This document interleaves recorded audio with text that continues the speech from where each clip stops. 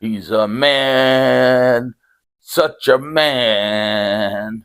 He's a real man's man. So it goes, the greatest theme song in the history of wrestling. And if you don't believe me, look it up. It is the greatest theme in the history of wrestling, and it belonged to William Regal when he was Steven Regal, the real man's man, in 1998. And he was only up for like 3 months. So the story goes, he was in WCW, where he had some success as a mid-card worker. Well, he had pretty much a lot of success as a mid-card worker. He was a 5-time TV champion.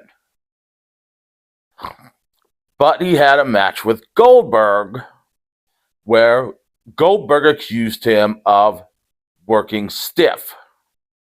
Now, for those of you who don't know what working stiff is, it means he actually hit Goldberg. Now, Goldberg had a history of working stiff, but he was too much of a pussy to take it back.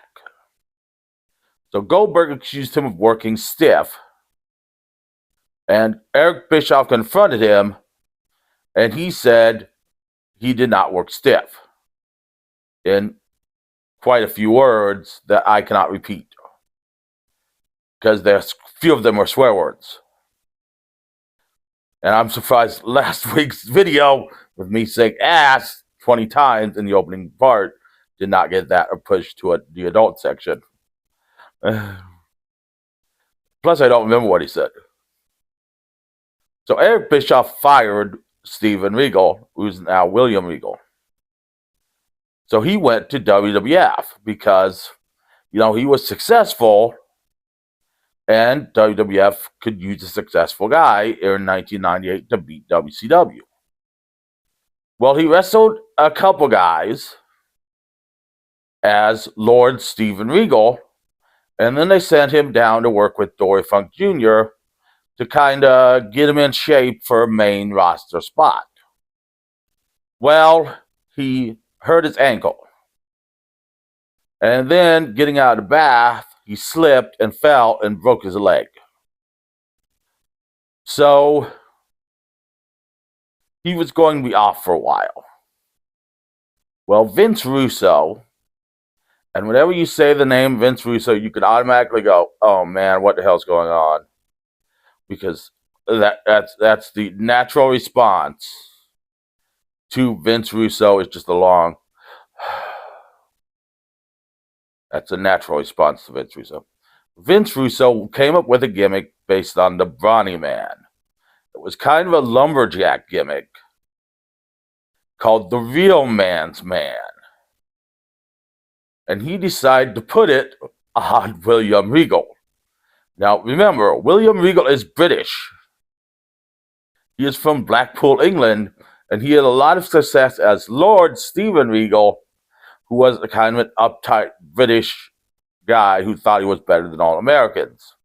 So instead, we're going to make him a real man's man, blue-collar type worker guy, who is also a villain. Now, you've also got this blue-collar type guy in Austin, Steve Austin, who is the biggest face around. Probably the biggest face in wrestling at this time. But Steven Regal is going to be the real man's man. He's going to be a villain, blue-collar worker type. Shoot these vignettes. And I was able to find one of them on YouTube. One. The one where he's using the backhoe to put dirt in a dump truck. And it is as hilarious. It is more hilarious than it sounds. Because you've got this British voice narrating it. How much of a man he is, because he works this construction job. And how he can move mountains, unlike most normal men. Because he's in a backhoe, apparently. It is absolutely hilarious. Look it up on YouTube. It is hilarious.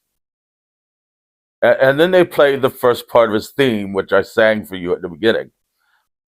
So 6 weeks of this, including one where he cuts down a tree, one where he shaves with a straight razor, one where he mixes cement with a shovel in, I'm assuming, a wheelbarrow, because that's where you mix cement with a shovel at. Trust me, I have done it.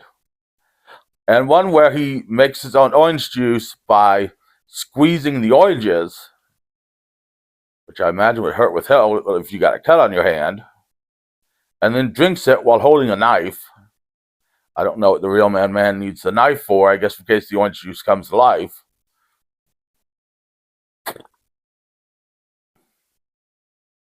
But after 6 weeks, they debut him. He comes out in a flannel shirt, blue jeans, work boots, and a hard hat to the theme song that I sang at the beginning of this show.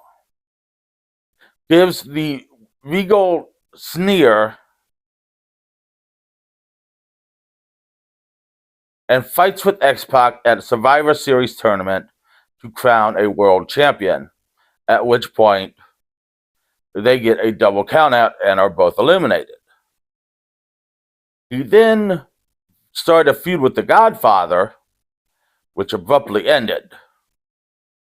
Now, the reason it abruptly ended was because he went to rehab, which might be the reason why he agreed to do this gimmick, because he was addicted to Valium, pain medication, alcohol, and something called Renatrient, which was a popular drug at the time. And he was so high, he doesn't remember most of this gimmick. He just remembers agreeing to everything the WWF asked of him.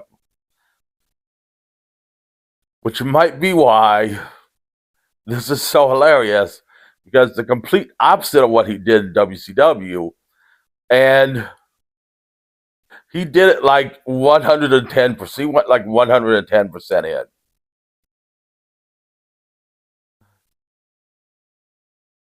And this is one of the greatest. It's just hilarious.